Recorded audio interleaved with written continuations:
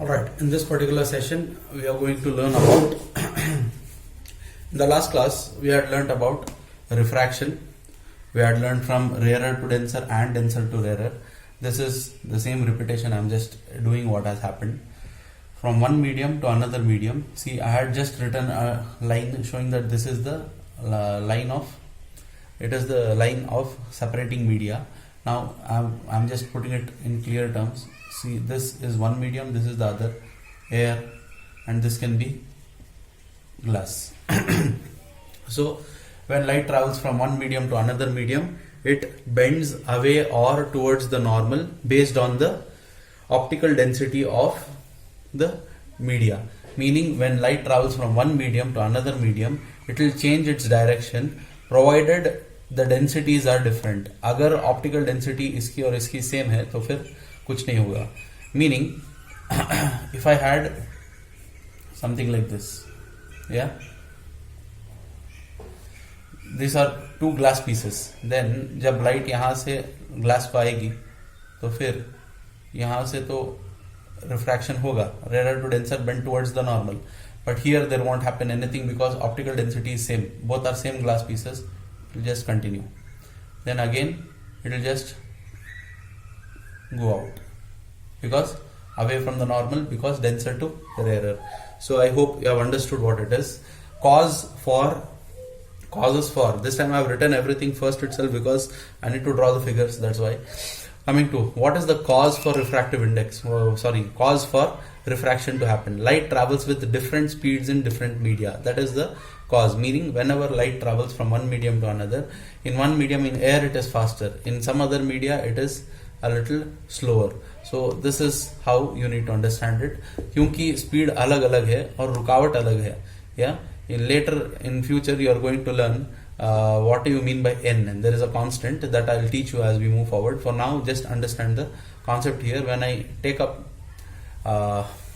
the laws of refraction, there you will understand what is that thing. For now, just understand there is some opposition in this. ये medium में opposition ज्यादा है, इस medium में opposition कम है, उसीलिए इसको rarer कहा गया, इसको denser कहा गया. Rarer से denser यानी from a freer place to a more crowded place. Yeah, in this way if you understand, then here it is bending happening towards the normal. Light travels with different speeds in different media. That is the reason why it is going to change its path. Coming to illustrations, meaning examples. Coin in water. This is a very simple example. आप एक tumbler लेंगे, ठीक है, जिसमें पानी भरा हुआ है, और यहाँ पर एक कॉइन रखेंगे. And when you view it from above, yes, what will you see when you view it from above? You will see it that the coin is actually a little bit higher than where it actually is stationed. Meaning जिस position पे coin है, coin actually bottom पे है, लेकिन आपको दिखाई देगा कि वो थोड़ा ऊपर है. यस, ये आपको स्विमिंग पूल्स में भी दिखाई देगा. स्विमिंग पूल्स में जब वो they would have painted black colored positionings, yeah, paths they would have positioned inside the swimming pool.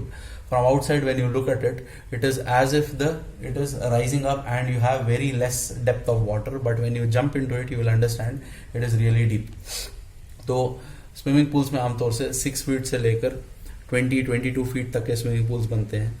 जो आप 22 फीट के तरफ जाकर देखेंगे तो वहां पर आपको दिखाई देगा कि सरफेस यानी बेस, स्विमिंग पूल का जो नीचे का बेस है वो उठा हुआ है, या फिर 6 फुट के पास भी आएंगे वहां पर भी उठा हुआ होगा. लेकिन जब आप actually when you enter it and check it, it is actually the actual depth that is there, but you will see it as it has been risen. That is what it is. So image वैसा दिखाई देगा, वो क्यों होगा आगे पता चलेगा. This is your coin example. Stick और pen dipped in water. This is really simple. What do? You'll just take a tumbler, you fill it with water. I've just not filled it here. You fill it with water till here. Yes, full depth you fill it as much as possible. Then insert a pen or a stick and just look at it. When you look at it, you will see there is a bent nature. Although when you remove the pen, you will see that the pen is not bent, but in water when it is there, you are seeing it as bent. Why is that happening? It is again due to refraction. Clear? So those are the things. Another important point to be discussed: wavelength and speed of light are dependent on medium. Wavelength and speed of light of a wave for any wave, उसकी speed और उसका wavelength medium पे depend करता है। Medium अलग हो जाए तो वेवलेंथ उसकी अलग होती जाएगी। ठीक है, वेवलेंथ का मतलब I hope you know, this is how it is, your wave from here to here is one wavelength. Yes, तो जैसे जैसे रुकावट बढ़ेगी वैसे वैसे ये चीज, इसका वाइब्रेशन यानी इसका मूवमेंट बदलेगा, तो वेवलेंथ कम होगी या ज्यादा होगी। So wavelength and speed of light are both dependent on medium. Frequency is dependent only on the source frequency, because meaning frequency अपने आप का एक हिस्सा है। ठीक है, so it does not change. It is like, this is like something when you are running, your speed changes with respect to where you are running. Meaning, if you are running in vacuum, your speed is different. You are running inside water, your speed is different. So speed is dependent on the media. Yes, that is what I am talking. When it comes to frequency, yes, frequency is like your weight of the body. The weight of the body does not change whether you travel in air or you travel in water. Your body mass remains the same. So something like that. Frequency is a source. It depends only on the source frequency. It does not change. Yes. So coming to the next thing, in your legends that I had sent, there are two different explanations that I need to cover. Just understand the topic there. I have written the earth over here. There is atmosphere. Clear? Then here is the observer, I, यानी एक बंदा यहाँ पर खड़ा है, वो देख रहा है सन को। ठीक है, तो what is happening? Sun has not yet started rising. It is just in the bottom most position. जब सन से रे इस तरीके से आती है तो एटमॉस्फेयर को टच करने के बाद एटमॉस्फेयर में डिफरेंट डिफरेंट लेयर्स हैं, हर लेयर की डेंसिटी अलग अलग है। तो क्योंकि अलग अलग डेंसिटीज से है, जैसे अच्छा एटमॉस्फेयर जो अर्थ के बिल्कुल नजदीक है यानी in vicinity with earth, that particular atmosphere is more dense because of pollution obviously and the amount of gases that are there. जैसे जैसे हम एटमॉस्फेयर में आगे बढ़ते जाएंगे यानी अर्थ से ऊपर उठते जाएंगे, you will see that the density is decreasing. Clear? So उस हिसाब से देखा जाए तो what is happening now, her layer पे एक्चुअली यहाँ पर कई सारे लेयर्स हैं, एटमॉस्फेयर के लेयर्स हैं ना 7 या 8, वो हर लेयर पे डेंसिटी अलग अलग है। तो जब लाइट वहां पर एंटर करेगी तो it is now from vacuum to first layer, rarer to denser, it will bend towards the normal. This is your horizon. This line is your horizon. It bends towards the normal. Again to the second layer, it will bend even more. Second layer to third layer, it will bend even more. तो bending होते होते होते ये light कुछ ऐसे आएगी। ठीक है, तो once it touches your the observer, now the observer is thinking that the light का destination यानी source, इस लाइट को, ये लाइट उसके पास आ रही है, हालांकि उसे पता नहीं है कि सन यहाँ है। So as you extend the light ray backwards, you are getting the position here. So this is your apparent position of the sun. This is your actual position of the sun. So ये topic, I hope it is clear. This is similar to that fish example जो मैंने tumbler पे एक fish draw किया था। Side से देखोगे दिखाई तो देगा कि फिश कहीं और है, हालांकि वो कोई और पोजीशन पे है। वो क्यों होगा? रिफ्रैक्शन की वजह से, क्योंकि लाइट बेंड हो जाती है। तो यहाँ पर भी रे ऐसे आ रहा है, एटमॉस्फेयर की वजह से बेंड होते होते इस तरह आया है। लाइट को एक्सटेंड करेंगे, वर्चुअल इमेज यहाँ पर मिल रहा है। मीनिंग जो आप यहाँ पर देख रहे हो, दरअसल में सन वहां पर मौजूद नहीं है, लेकिन सन एक्चुअली यहाँ पर है। तो during sunrise and sunset we will be getting the rays even before there is sunrise. हालांकि सनराइज एक्चुअल में नहीं हुआ होता, तो उसका एक्सप्लेनेशन यहाँ पर दिया गया है। To the observer on the earth the ray appears to come from S1, which is above the horizon. For this reason, the sun is visible 2 minutes early before actual sunrise and 2 minutes late after sunset. मतलब sunrise से 2 minute पहले ही हमें raise दिखाई दे रहे हैं, sunset के बाद भी 2 मिनट तक हमें रेज दिखाई दे रहे हैं। ये क्यों हो रहा है? क्योंकि रिफ्रैक्शन की वजह से बेंडिंग होके इस तरह से हमें लाइट दिखाई दे रही है। So that is what it is. So what happened totally in a day? Total दिन कितना बढ़ गया? 4 मिनट से बढ़ गया। सनराइज पे 2 मिनट, सनसेट पे 2 minute. So that is the logic behind how you are getting the rays even before you can see the sun. So that is the logic. The other one is, why does rising sun appear bigger and oval in shape? जो सन जब rise होता है वो क्यों Oval shape में आता है, बड़ा भी होता है, और ओवल शेप में क्यों होता है? तो वहां पर भी सेम लॉजिक है। The topmost and bottommost rays coming out of the sun, they undergo more refraction compare to the others. तो जितना रिफ्रैक्शन ज्यादा होगा उतनी बेंडिंग ज्यादा होगी, उस वजह से हमें सन एक ओवल शेप में दिखाई देता है। I leave that explanation to you, I have only explained one part. The other thing why sun appears bigger or oval in shape, उस चीज को आप एक बार लेजेंड से फिर से पढ़ के समझ लोगे। Clear? So moving on to yes, is it focusing? Okay, so moving on to the next particular topic, that is lateral shift। lateral किसे कहते हैं? lateral होता है जैसे आप पैरेलली बैठे हो, ठीक है, one is sitting lateral to the other। yes, I think you have learned this word comes from longitude and latitude also। तो latitude lateral almost same दिखाई दे रहा है, so parallel है basically। yes, shift का मतलब होता है एक जगह से दूसरी जगह को हट जाना।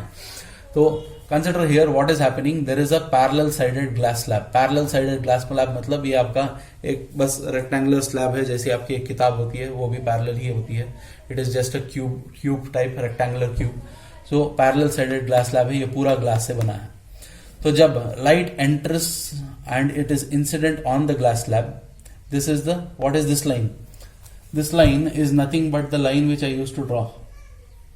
ठीक है, ये वाली line, the line separating the two media, वही है ये लाइन। तो यहां पर जब इंसिडेंट हो रहा है, कैसे इंसिडेंट हो रहा है? ऑब्लिकली मतलब थोड़ा एंगल पे इंसिडेंट हो रहा है, नॉर्मली मतलब 90 डिग्री पे, यानी स्ट्रेट टू द नॉर्मल। तो अभी when it is entering obliquely incident, what is happening here? It undergoes refraction. Yes, when it undergoes refraction here, this is the angle of incidence, this is the angle of refraction. तो ये वाली light ऐसे जाएगी, ठीक है। Dotted line छोड़ दो, बाद में बताऊंगा। So as this is incident and now it is passing after refraction, here again now यहां देखो, फर्स्ट में rarer to denser, bends towards the normal, अब फिर डेंसर टू रेयरर, ठीक है। So this is rarer, this is denser, this is again rarer, क्योंकि यहां और यहां पर हवा है, एयर है। So again denser to rarer, bends away from the normal. तो यहां पर क्या हो रहा है? It is just moving away. So light इस तरीके से चली जा रही है। तो again this is your R. Why is this R? Actually incident ray होना चाहिए, इंसिडेंट एंगल, लेकिन यहां पर एक जेड फॉर्म हो रहा है। अगर आप देखें, yes, there is a Z formation, this and this angle alternate angle होंगे, तो ये भी आर होगा और ये भी आर होगा। तो उसके बाद बाहर जो एंगल आ रही है वो एंगल ऑफ एमरजेंस बोलते हैं, या फिर यहां पर मैंने ई लिखना था लेकिन मैंने लिखा है आई। एंगल ऑफ एमरजेंस होना चाहिए ई, या फिर आपको आगे चल के आप सीखोगे। अभी यहां पर मैंने आई लिखा है।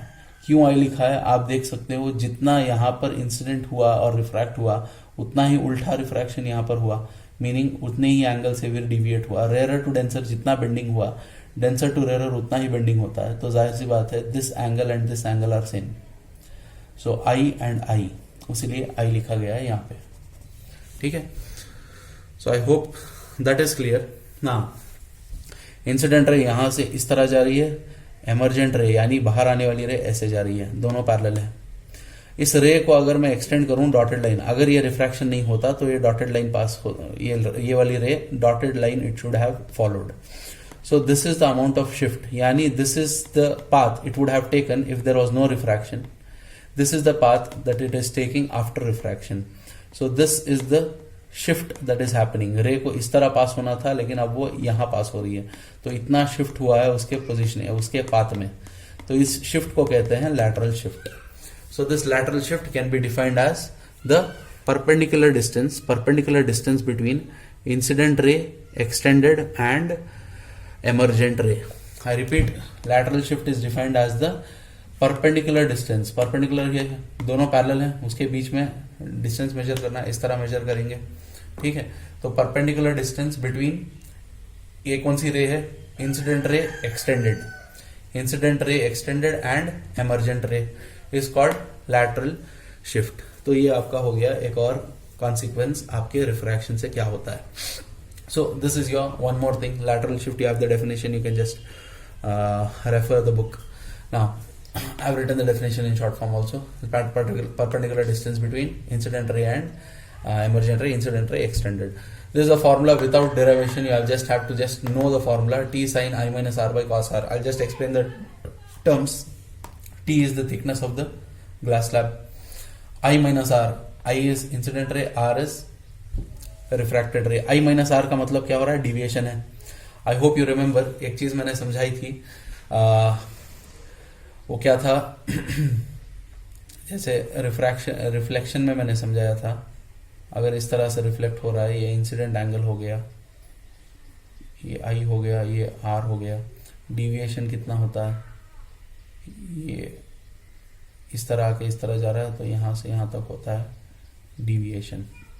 यस, उसी तरीके से रिफ्रैक्शन में भी डिविएशन होता है, मसलन यहाँ पर लिखा गया है। अब ये एक्चुअल पाथ इसका इतना है, ठीक है, तो ये होगी उसकी deviation. Deviation can be written as I minus are.